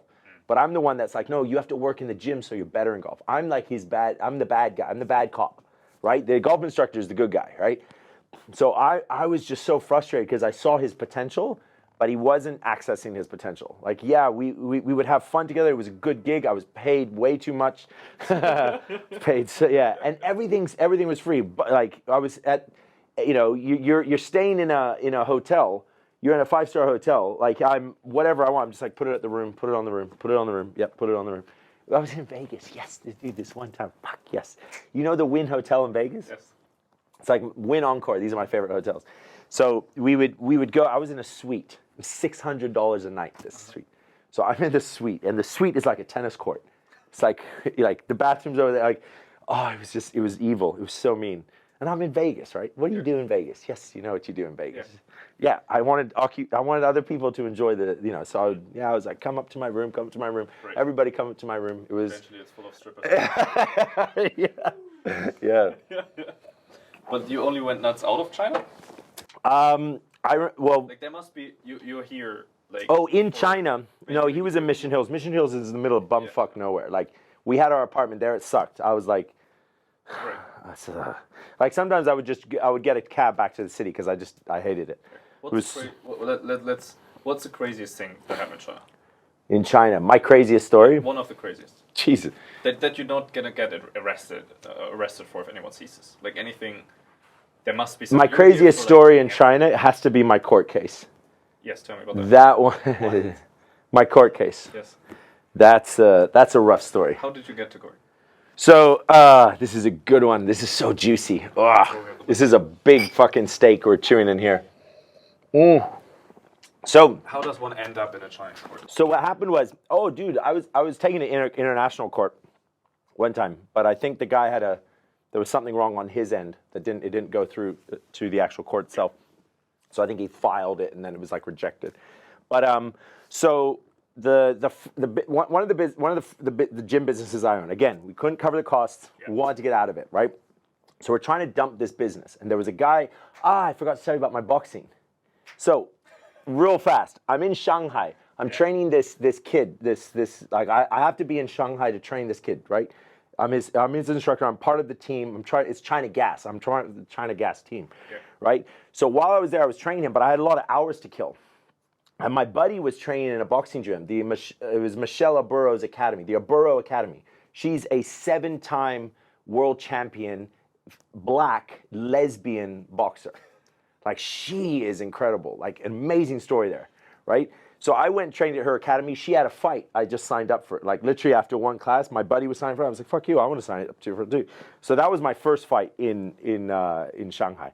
But that's how I started boxing. And I met a guy while I was there who loved boxing. He just loved boxing. He's a local Chinese guy. Had so much gear. Like, he would show up with, he was like, hey, these are these gloves. I bought them in Japan, and these are these shoes. He was all about the gear. I didn't really care about the gear. I was like, just put the gloves in my hand. I just want to hit something, right? I didn't care. I was like, I'll wear bare feet. I didn't care, right? But he was all about the gear, all about he was being local that way, right? And from a well-off family again. So while I was fighting up in Shanghai, he would actually come down to Shenzhen, and I developed a real relationship with him, and he wanted to own a gym. I was like his little superhero. He was like the guy, like, oh, that's John. Like, he was like, yeah, I know John. He was like, I was like, look, I have the what's the word? I have the like, I have the bit of the Shazam, but I don't really have, like, I don't have a Ferrari. I don't own a house. Like, I just got good biceps and a nice haircut. That's it. Like, but he just wanted to be around me, right? Yeah. And he wanted to own a gym. So I was like, all right, perhaps like this gym isn't working so well, so we'll be able to transition it out. So that conversation kind of went on and on and on to the point where I was like, we need to get out of this business, and that is our only hope. We get rid of this business through him, and we fire sell this shit. Let's get it out, right? So the way it happened, and I've told this story so many times, because what I'm about to tell you, this is a very long story. Yeah, and this whole story I put up on media. So there's loads of podcasts and YouTubers and even 730 News in Australia. They wanted this story. Yeah. So all of them know this story. I was even in the Australian Financial Review. That's like a proper. very credible news channel, right? So we wanted to transition out of this business. So I went to him, I said, I need to pay the rent this month. We owe rent. I'm going to get a loan, give me a loan, and as collateral, I'll give you the assets of the gym. The treadmills, the bikes, the TVs, the chairs, everything. Everything. So we took a loan 1 month, we paid off all the debts. We was trying to build the business. Come on, go. Come on, let's get some sales, guys, get some sales. Nothing happens the second month, I needed to do the same thing. And I said, listen, I'll take another loan, I'll pay off debts, and it's yours. The gym is yours. And he agreed to this. He was like, this is a good idea. It's a way to transition the gym over. And he wanted to redo the gym, make it his own name, do all of, add more equipment, all of this stuff. And I said, I'll be part of your team. I don't mind being involved in the business. I just don't want to be the owner because I don't want the stress of having to pay the rent every month, right? So he was like, yes, good. And this story, I've told this so many times. So we had a falling out. So I was in Shanghai. I was paid by a brand called, I think it was Precor. It was Precor or Cybex, one of these big brands that have equipment line. They called me up to come to Shanghai to be at when you go to an expo, there's a booth, and at a fitness expo, you have all these fitness dudes fucking around with the machines, right? You're like, that's an awesome machine, right? Yes. So I was one of those dudes, right? So I went up to Shanghai to do an expo. And he flew up and he was like, oh, I want to perhaps buy some new equipment for the gym. So I'll come up after. So he came in after, and I was being paid to be at this booth, right? I have to be in the booth. I can't go fuck around with other booths, right? But then he came up, he was like, hey, come walk around, right? And he was being very like Xiao Laoban. Do you know this phrase, Xiao Laoban? He was like being a little boss. Yeah, it's like, oh, you're my, you're with my posse, right? Yeah. And he likes the whole idea of, he's the Floyd Mayweather and I'm one of his bodyguards. Like he likes this kind of thing, right? He's a short motherfucker, this dude. And he was really short. And he goes, and I was like, no, I have to stay at this booth. I have to stay. Like, come on, I'm being paid by this booth. But I said, don't worry. Come back in an hour, and I think I can get away. So he came back in an hour, and I left with him. And he's doing his little I'm Floyd Mayweather thing, right? And I was there with my other partner. We were both big dudes, right? So he's walking along, and he's like, oh yeah, these are my boys. Yeah. He's feeling all big. And there was a booth with these barbells. And these barbells were like some sort of, titanium, really cool barbells. And he was like, I like these barbells. And he went to the lady and he asked like some information, but the lady was like just a sales lady, like she was just hired on the day. So she was like, oh, the guy who runs this booth is not here. Come back later. And she just went and played with her phone. He then turned to me and he was like, oh, she disrespected me. And he started making a scene. And I remember I was like, don't do this. And the way I said it was exactly that way. I was like, don't do this. And I made my hand like this, like, don't do this. And I just fucked off. I was like, if you're going to behave like this, I'm off. Like, there's all these booths, all of these people I know. This is the fitness industry. It's a small group. Right. You can't go around like behaving like this. So I just left. And he didn't like that. He obviously didn't like it because he messaged me. He's like, you're out. I hate you. Fuck you. Blah, blah, blah, all kinds of, I'm going to kill you. I'm going to break your legs. Like, really, he was saying this stuff, right? And so I was like, okay, I guess that cuts my relationship with that. But the gym's his. I'm free of that, that stress, done, finished. But my partner was still in it. He was still involved with it. And it took him about at least another month before he was had the same scenario where he was like, fuck off, get out of here, bruh. But it was just like Napoleon syndrome. He just didn't know how to manage himself, much less a business relationship with someone. He was the guy that was just, you meet those dudes that you're just like, he had a Hermes belt. And he would go up and be like, you know how much I paid for this? Yeah. And I was like, dude, you're 14 years old. I don't want to know how much you paid for it, but stop doing that. Like, he would do stuff like that. Yeah. And he had a knife with him all the time. And like when we would talk, he would like spin a knife. Yeah. I was like, dude, this is like kindergarten, like playground shit, right? But anyway, I was like happy to be away from it. Anyway, long story short, fast forward about 2 years, a little more than 2 years, I go to try to leave the country. Dun dun dun dun. For a trip. Yes. Yeah. So my buddy from Australia is having his birthday in the Philippines. He's like, John, you should come. I haven't seen you in a long time, blah, blah. So I'm like, dude, Philippines, fuck you, I'm coming, blah, blah, blah. So I go to Shenzhen to leave, international flight to the Philippines. I go in, and you know there's the immigration, right? I put my passport in, and it's like, bing, bing, bing, something pops up on the screen. And I'm like,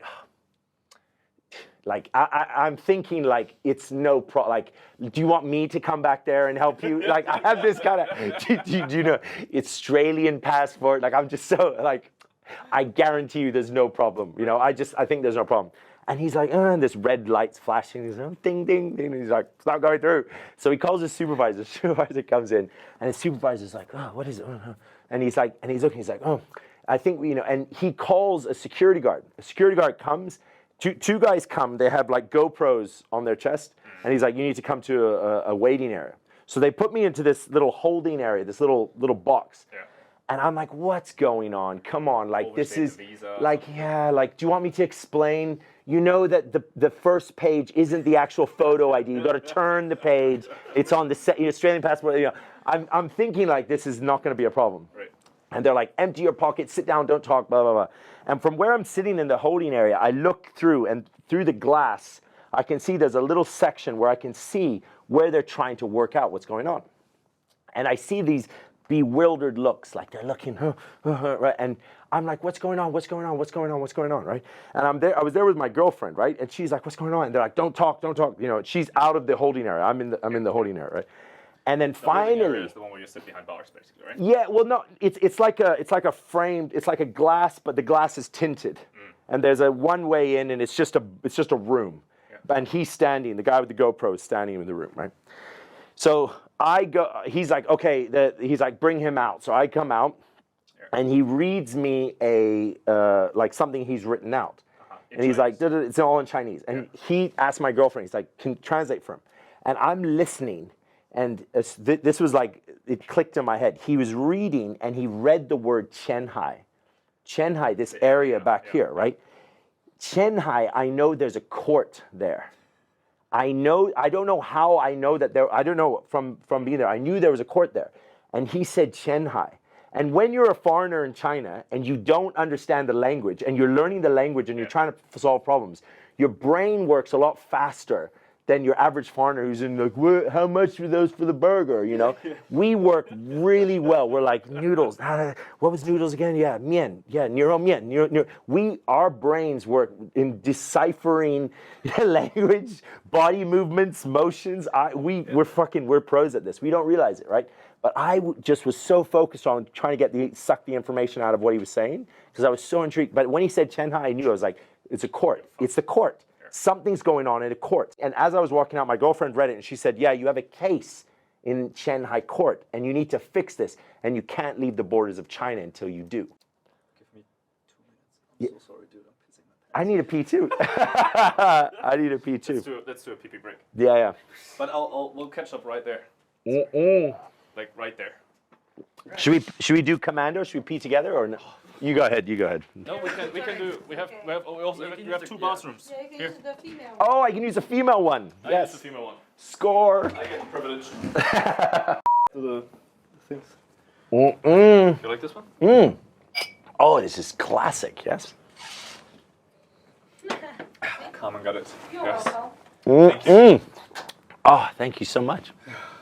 So good. So I'm trying to leave. So I can't leave. I can't leave China. And honestly, by far, when you earlier asked me, like, the craziest thing in China, this by far takes the cake. The emotional swings that you go through when you figure out a problem like this, and I'm thinking back to that guy, to my business partner, all these elements, it's nothing trumps this. If you're gonna get in, yeah, it's uncertainty. It's uncertainty. So yeah, you're a foreigner in China, and I've been here a long time, but there's still loads of things I don't know, and the legal system I do not know. And it's very weird. Like, this one is serious. Yeah. I overstayed my visa twice, and they put me in like a room with the bars, and I had to sit there and I had to sign something. And they like patted me, and I thought that was scary, right? Yeah. But dude. Yeah. So that's a whole different. Yeah, so I went back into China, and I'm thinking about what's going on, and I'm trying to I first have to collect as much information as possible as to what exactly has happened, right? Where am I? Was there, right? So she was able to talk. Yeah, she was there to explain it, right? Yeah. So I was like, yeah, okay, this must have happened. This guy, da da da. So I was like, and so there's a period of time where I was just trying to figure out what had happened, right? To get the story. I'm like, what's the story? What's the story? Yeah. And then the story isn't just like that first story. I have to go deeper and find out the story within the story. And it's branches. It keeps going. It's like some CSI shit, right? It just keeps going and going. You can imagine, like, in my mind, I had that wall where all the little, things connecting and this newspaper clipping and this, right? So I'm like, yeah, so just that process took maybe like 6 weeks to 2 months, just figuring out the story, what had happened, calling lawyers, do you understand what's happened? Can you explain it to me in a way that I can understand? Asking that lawyer and then once I understood what happened, it came a case of like, what are you going to do about this? Like, what's the action plan? What happened though? Why I couldn't leave China because I was in a court case. So there was a ban on my name. Why were you in a court case? That's what I had to figure out, right? So the guy had sued me. He sued me for the money that he lent me in exchange for the assets. He sued me for that money. But we'll get to that. We'll get to that. So I'm figuring out what it is that I need to do. So this is something that I had to do something. I'm in China and I can't leave China. I'm like, I'm not Chinese. I want to be able to leave China. So I need to fix this, right? And it sounds so basic when you say it, but when you actually have someone say you can't leave this country, suddenly there's a weird feeling that happens. Like you're in lockdown. Yeah, and you're like, no, China's amazing. It's vast. It's endless. There's so many places I could go. There's amazing food, amazing people, places to see. Oh, great, good. But I don't want to be stuck here. Yeah. I don't want to be stuck here.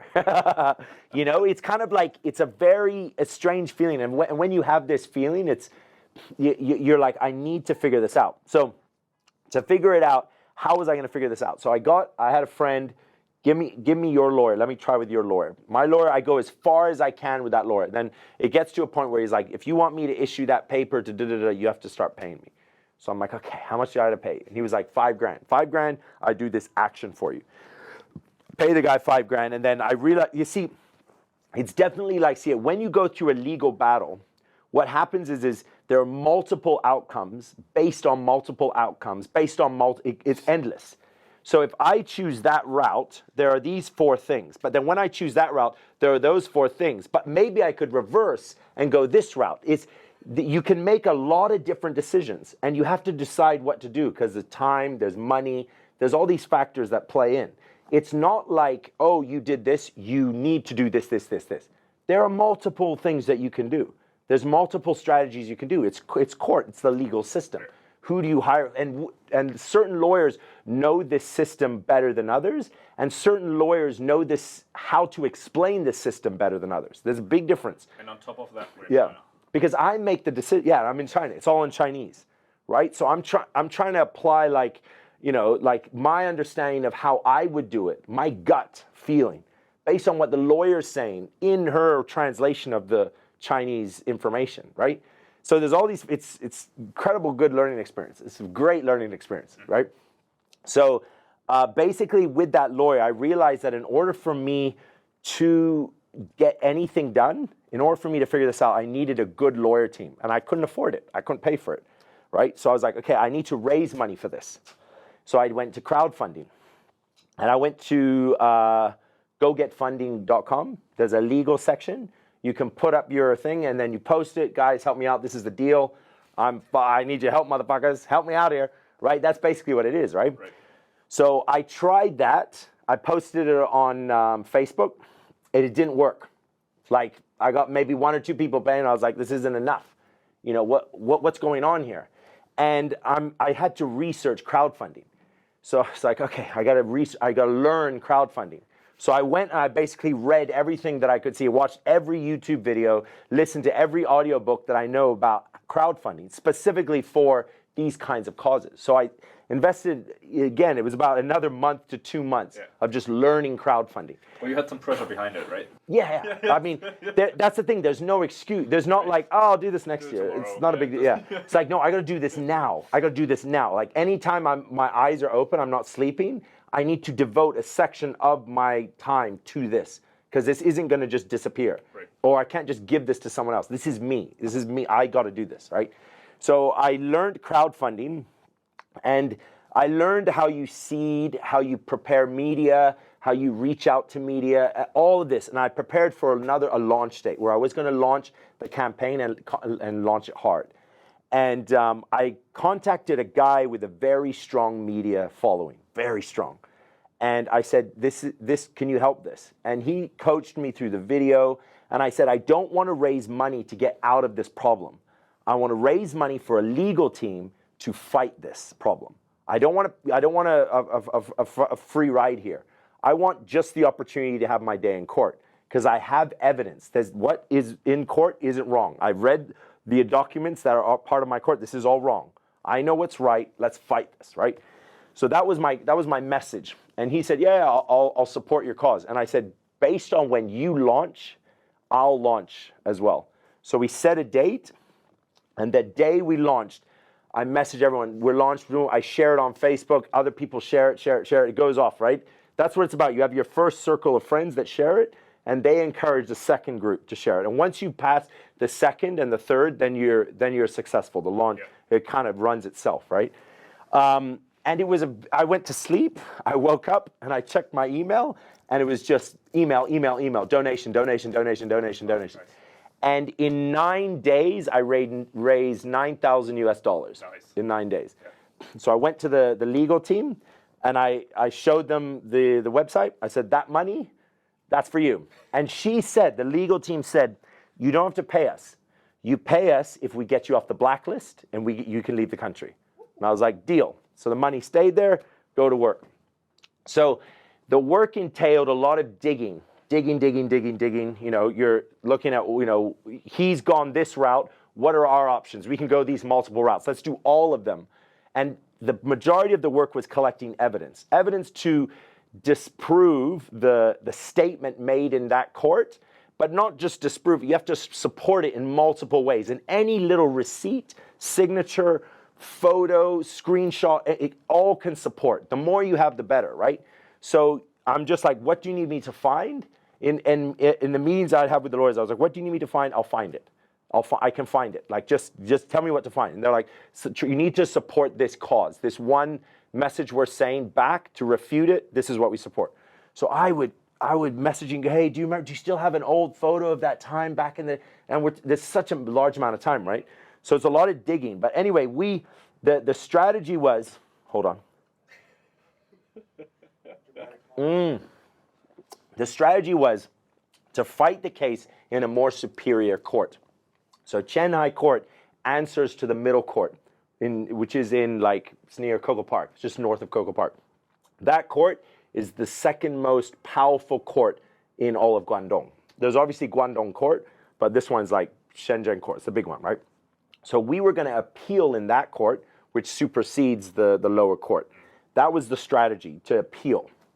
So it took months of evidence gathering. We appealed the case, and they said, okay, we're like, even the appealing process took so much time. Like you have no idea how much time it takes. It's so frustrating. Nothing happens fast. It really, there's so much patience, and hey, any feedback? No. We still have to wait. So they need to review it. They need to review it again. They need to review it with a court committee. They need to review it with a judge committee. Oh, they're going to get back. They still need this pay again. Months. And then all of that to say, oh, the fun part. So this is the fun part. So as I'm appealing in the middle court, the Shanghai court is still carrying out the verdict. So the verdict is I can't leave China. My name is blacklisted. I can't leave China, right? But what does that mean? How far does it go? There's the enforcement court. The enforcement court is the court that enforces out the ruling, the verdict. So the plaintiff went to the enforcement court and got them to come after me.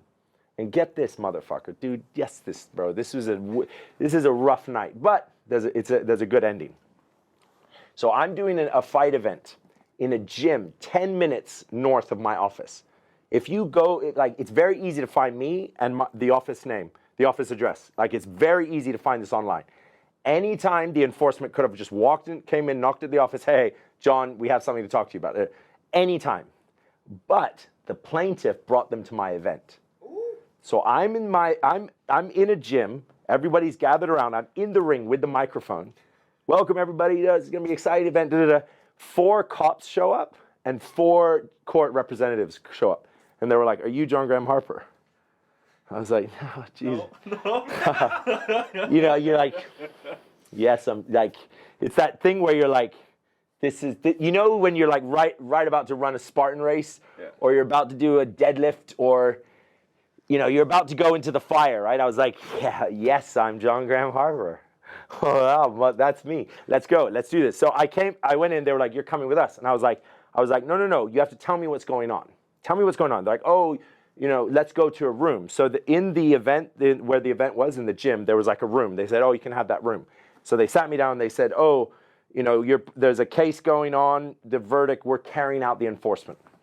So I said, hey, but guess what? I'm making appeal in a superior court. What he said is wrong. Check out this. I'm showing them evidence that I'm right. And they said, we don't care about this because we're only concerned about the original verdict. That's still an appeal process. It doesn't mean anything. So just forget that, right? So I was like, okay. Okay, well, shit, damn. So I was messaging. You thought you were smart, right? Yeah, I was like, I thought you'd been on my side. Oh, really? Okay, all right. Well, in that case, no worries, buddy. But I was messaging friends, I was messaging my business partners, messaging my CEO, messaging my investors, like, guys, this has happened, and there's a process, and they're telling me, their words were like, you're going to jail today. Today you're going to jail. And I was like, I'm not going to jail. I'm not. That's not happened. Right. I've foreseen the future, and I'm in my bed tonight. Like, I'm not going to jail. And so they're like, you're going to, and I was like, can I come talk to you later? Can we have a meeting later? I don't have my passport. Let me finish this event. And I kept trying to get back to do the event. And eventually I realized, the event's not, I told my event manager, I was like, do the event. I'm not leaving this room. Like, I'm not allowed to leave this room. Like, these are cops. Like, I'm not leaving the room. So it kind of, after long, 3 hours or so, right, I realized that this was a negotiation. This is a negotiation. Their enforcement, they need to put together a plan to where the plaintiff gets what he wants, and I agree to something. That took me way too long to understand. Like, now when I talk to people about it and they're in similar situations, I'm like, it's just a negotiation. Have an idea of what you're able to produce and just push that, right? Because there was I didn't know what was going on, and I was looking for other avenues to get out. Like, I was like, don't worry, let's talk about this tomorrow. And they were like, no, jail. I was like, yes, tomorrow. And they were like, no, we can't let you leave this room, because if you leave this room, you could just leave. And I was like, don't worry, I'm not leaving. It's okay. They were like, it's not the way it works, right? Apparently. Yeah. But so it came down to a negotiation. Once I realized it was a negotiation, then my brain switched on a bit, and I was like, all right, what? Okay. So then I started throwing numbers out, right? And the guy was like, oh yes, this gets interesting. Hold on to your seat, yes. Yeah. So I kept telling the enforcement judge, this is what what about this? What about this? She would say, excuse me, and she'd go on the phone and she would talk, and then she would come and sit down. And she said, oh, he said this. So she's talking to the plaintiff. She's talking to the motherfucker that sued me, right?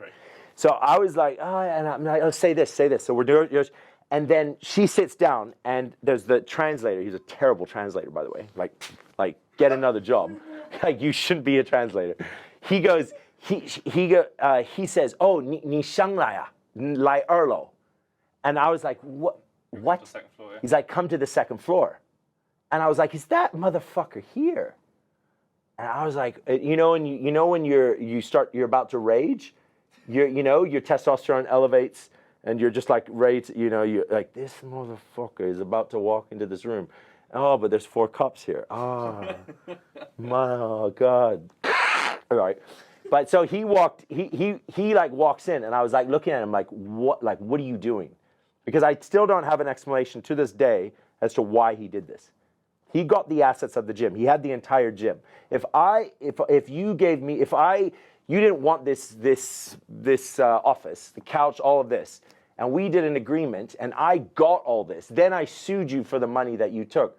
You would be like, cool, that's good. Give me back my couches and my little table, my fern, and my little beautiful, curtains. I was like, where's my assets? Right. You took my assets, right, which was worth the money that you gave me. Now you're suing me for that money. Give me my assets back. Where are my 4 treadmills? Right. I think I could squeeze 4 treadmills into my house. They'd just be on top of each other, but I'll figure it out. Right, but so I was so frustrated. But then they like looked over and like, don't talk to him. Like, 不要说话, 不要说话. So I was like, okay, cool. So I was like, what are we gonna do here? What's going on here? So yeah, he was like, oh, you got to pay this. No, he never like even looked at me in the eye. I was like looking straight at him, and he was like, 你告诉他, like, tell him this, right? And I was like, dude, I'm right here, right? Anyway, yeah, and so. I said, okay, basically it came down to $50K that night. I had to pay $50K that night and sign an agreement for 15 months of $20K a month. Right. That was it. If I didn't sign that, I wasn't leaving the room. That was it. How long would you didn't know? 50 months. But how long would the jail have been? So detention in China, if they can take you to, it wasn't jail. He kept saying jail. I was like, it's detention. It's not jail. Don't say jail. It's detention. Detention. Yes. Detention in this country, they can put you in detention for 15 days, and it's totally legal. Something happens, and then they can take you. And later, I went to after all this happened, I did go to the enforcement court, and I said, did you inform my embassy? And they said, yeah, we have that document. They have the document. Very simple for them to sign. If my embassy says, hey, are you holding one of ours, they can produce this document. But 15 days, I have to produce an agreement. I have to sign something. If I don't, they can put me back in. But 15 days is like, there's nothing illegal happening with 15 days. Yeah. So 50K, right? And I was like, in 50K, I just had on my WeChat. And you know how I had it on my WeChat? So UFC came to Shenzhen. Uh-huh. UFC.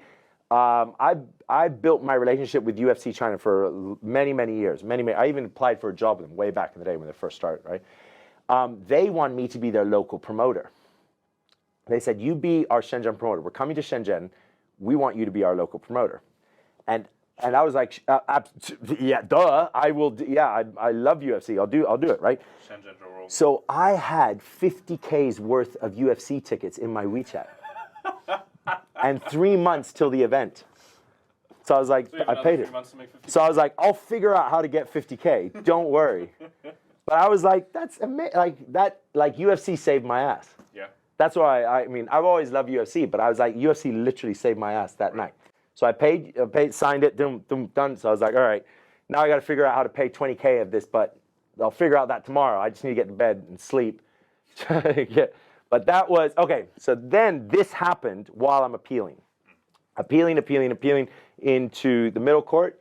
And they got back to me way later than they should have, but because COVID hit, blah, blah, blah, right? They had backlog. They need to have certain meetings. They need to agree on it. But basically they said, we can't acknowledge your appeal. We reject it, not for the reason that there isn't substantial evidence, just because I followed the process time.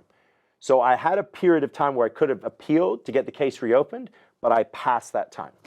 So I still keep that message because it's one of those messages where people say, if your appeal was strong, why didn't they take it? And the reason is I just passed the time.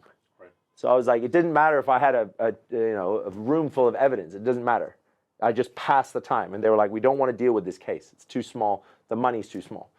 So, fast forward to where we are right now.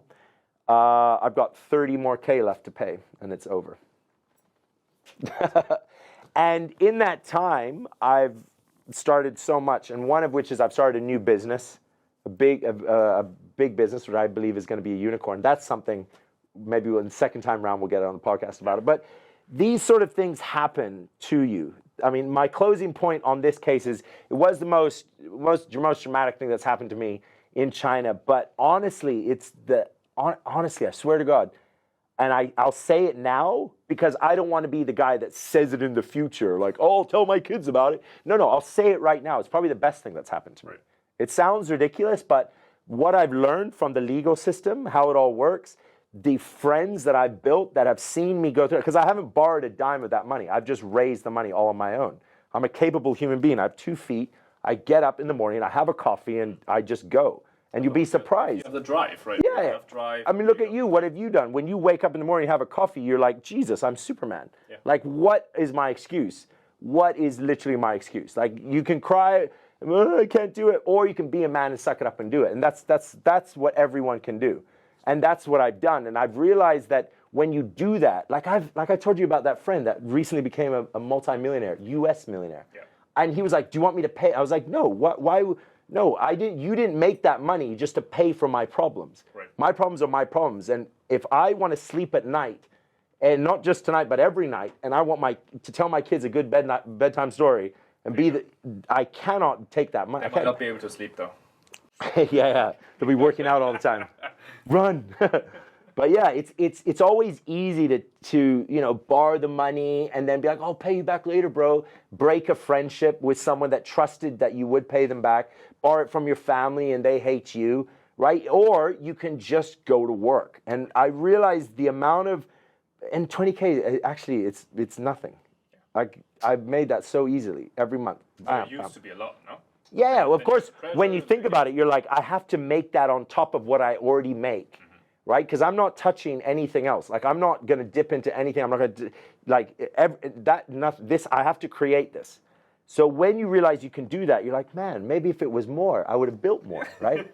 And then when people come to you and they're like, I like what you've done. I really, really respect this. This is amazing what you've done. You've inspired me. I want to do a business with you.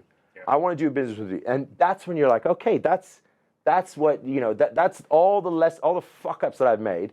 It gets you to a point where you're like, yeah, as long as you can stand on your feet and you're willing to do the work and you're honest, you get the success, right? Maybe you should do an entrepreneur podcast.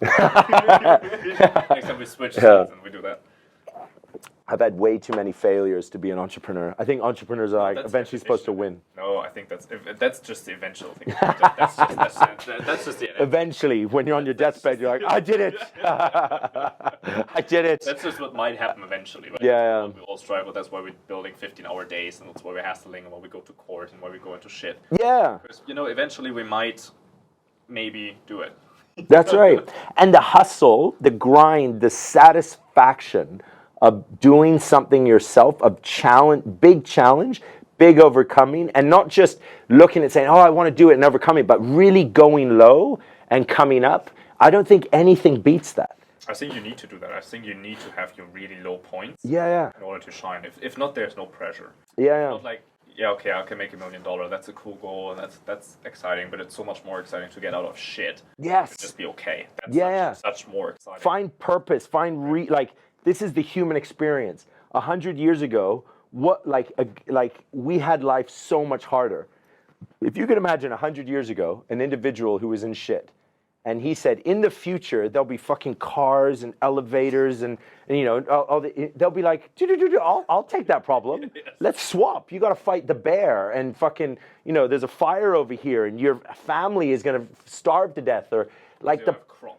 Yeah, like the problems before were way harder. Yeah. Why do we have this thinking that shit should be easy?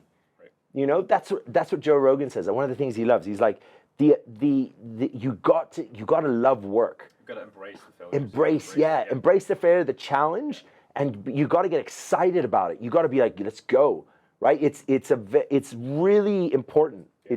And I think there are two kinds of people, right? Some people are really motivated by the future wins. And some people are really motivated by not losing and getting out of shit. Yes. Right? Yeah. For me personally, like getting out of shit is such a strong motivator. Every time we succeed, I tend to lean back. I was like, we did it, But once in the shit, Like, I don't need to sleep. I don't need to eat. I'm just, let me make some phone calls, right? Let me figure this out. Let me do this. Yeah. So this is such a strong motivator. Yeah. I think like so many people, they're just not willing to take that. You know, they all want the success. They're like, oh, I want to work from my laptop on the beach and passive income, but no one actually want to take what it needs to, what they need to in order to get there. Right? It's not like you decide today I'm going to quit my job and in 3 months you quit your job. No, that's not how it works. Like you decide that, and then you think it's 3 months, but then it's 3 years, and these 3 years you're struggling and you're broke and you can't pay your bills and you're in shit. But then eventually you figure it out, and then you're like, oh, now I'm good. Now let me go to the next level. And you're strong enough to actually go there, because if you haven't done that, if you wouldn't have had this 3 years, you wouldn't be strong enough to go up. Right? Yes. Yeah. And nobody in their right mind wants to spend their life on a beach. Like, I would be bored out of my mind. Look, everyone in my space, the online money making online, right? The pitch was work from your laptop from home. Now everyone's working from home and realizing a shit. I don't want to, No, it was forced to be at home. It's like, oh shit, I want to work from. It's the same with the passive income. It's the same with the beach, laptop lifestyle bullshit. Like it's all not that what it seems to be. Right? That's right. I think nothing could be more boring than just being on the beach. Like, yo, I'll have that pina colada. Yeah, sure. Yeah, same one. Same. You do that for 3 months and you're a fucking alcoholic. I'd put a bullet in my head. I couldn't handle it. I need to build something. I need to create something, right? And it's that challenge. It's that like I've just taken on this project with doing an event right in SeaWorld Square. But there's something addictive about it. Like they give you a fee, but I'm like, yeah, fuck yeah, let's do. And I know I'm gonna have an event there. I know. I'm like, that's what I've been built. That's my claim to fame is I did an event in SeaWorld Square. So I know but I don't know how I'm going to do it. But I don't worry about that because you commit, you figure it out. You put your flag in the sand, you go for it. Yeah, and you can't have those experiences on the beach, sipping pina colada, working from your. It's like this online lifestyle. It doesn't work. I'm not suited for it. I'll vacation, but I'll always come back to where the grind is. I'll find the grind and do. That's me. Keep grinding, dude. Yeah. That was an awesome interview. Yeah. Let's do a follow-up on that. Thank you so much for doing Peace. That. Yes. I seriously think a lot of people learned a lot from this. If I hope so. Actually watch this to the end. What not to do, right? What not to do. That's my hat. That's my shirt. What not to do. Cool, dude. That was awesome, man. That was good. Let's do another whiskey. One last glass. One last glass. Shit, I haven't drunk in so long. I'll tell you a story, yes. Tell me a story. Yeah. When the camera's off. So you don't, no names or anything, right? But like, so one time, so that golfer I trained, right? We went to the HSBC in Hong Kong. You keep it rolling, right? So he's like, yeah. Oh, I won't say his name. Okay. But I remember, so he was, so we're in the HSBC, his dad's in China. So we played, I think we played 2 days. We played the Friday, Thursday, Friday, Saturday. Thursday, Friday, Saturday, Sunday. So we played the Thursday, we played the Friday. And he was like, John, I want to go out. And I was like, where do you want to go? And my ex-girlfriend was in Shenzhen at the time. And I wasn't going to play the last 2 days with him because I think he didn't make the ranking. So he was like, he had one more day and then he was just going to leave. Right. So he's like, you don't need to be here Saturday. So I was like, okay. He was like, but it's Friday night. I want to go out. And he's like, I'll take you out. I was like, I'm taking you out. Yes. Like, I'm fucking calling the cab. Like, for fuck's sake. Yeah, it's all hush-hush. No one in his team's supposed to know it. So where do we go? We go to Wan Chai, right? And he's like, John, Wan Chai. And I'm like, yeah, I know why you're here. And I'm just thinking, I got to get back to my girlfriend. Like, she's expecting me to come tonight. So I'm thinking, okay, if I get a cab, I could get it to the Lok Ma Chau border, right? And he's like, John, no, come on. And we go into this bar. And he sits down, and of course they come, hey, hello, sir, and he's loving it, and I'm just fuming. I'm like, what is it that you want? Like, whatever you want to do here, just get it done. Finish it. And yeah, he was like, oh yeah, I want to take her back. I was like, so I literally went to the hotel with him, and he was like, okay, and then I was like, okay, you good? Are you good? You good? Slam the door. I run down, get in a cab, boom, go. I go to the Lok Ma Chau border. Cross over, and it was like 4 a.m. I knocked him. I was like, "Oh, hi, honey." And she was like, "Where were you?" I was like, "Don't ask." Fucking so crazy, so crazy. How crazy must it have been to be here when you're like 15 years? Yes, yeah. Yeah, you like have your first Chinese girlfriend, and she's like holding your hand. Oh. I'm like, what's going on? Well, hi show. I'm like, what's hi show? Look at my phrase book. Shy. We're alone. I remember we had a phrase book wherever we went. It was like, what yao? Because there were no fucking smartphones. Sugar. Yeah. No smartphones. Exactly. So funny. Taking buses everywhere. It was funny. I used to watch Bruce Lee movies. I was obsessed with martial arts. So I'm in China. I'm like, where's the martial arts shit, right? So I would go to like the parks and I'd see the dudes do it, and I'd be like, what are we doing here? What's going on?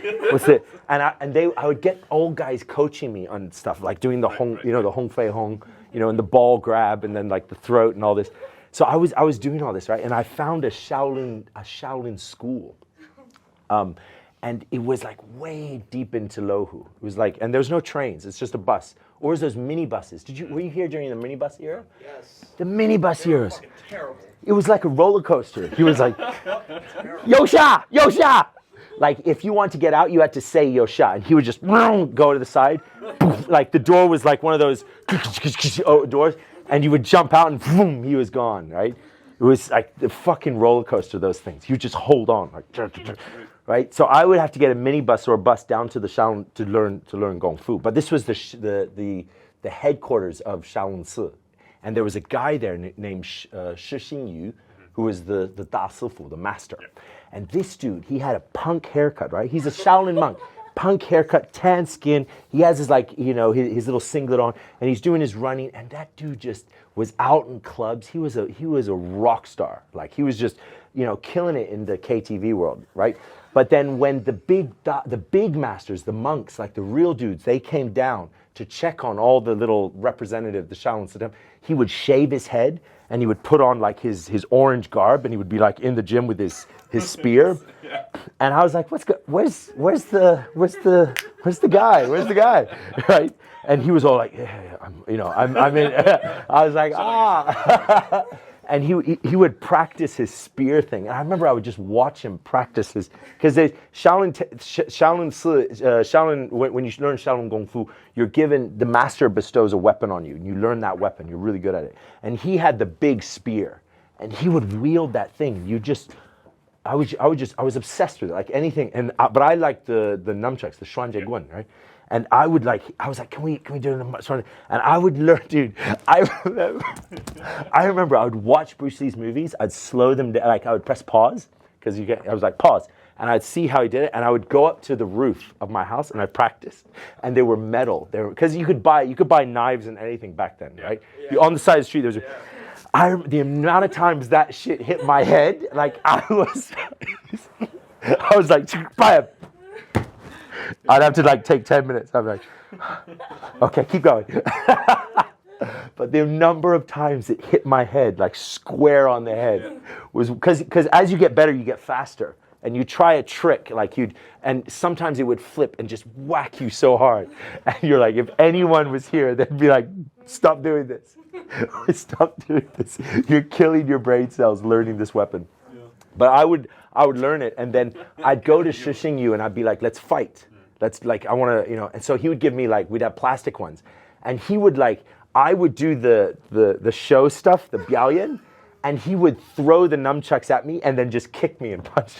I was like, oh yeah, I suppose if you were fighting someone, you wouldn't do all this. You would just whack, throw, kick. So funny. That guy, Shi Xingyu, if you watch a movie called Kung Fu, it's called Kung Fu. I think it has Stephen Chen in it. He's the main actor. He's in that movie. He's one of the bad guys, and he dies right in the beginning. But then he got another movie with Zhen Zidan. Do you know Zhen Zidan? Don Yen. Oh. He was like, I gotta show you that movie. He does a fight scene with him, and I was like, that was my master, right? I remember that dude would kill it in the clubs, and then he would shave his head and be all. So funny, so cool. I love that. You should watch. There's a new TV show out called Warrior, and it's from the writings of Bruce Lee. It's so good. When I retire, I'll watch. Cheers. Cheers, dude. Thanks, guys. Cheers. Hope you had a good. I don't know, whatever. Time. Go whatever.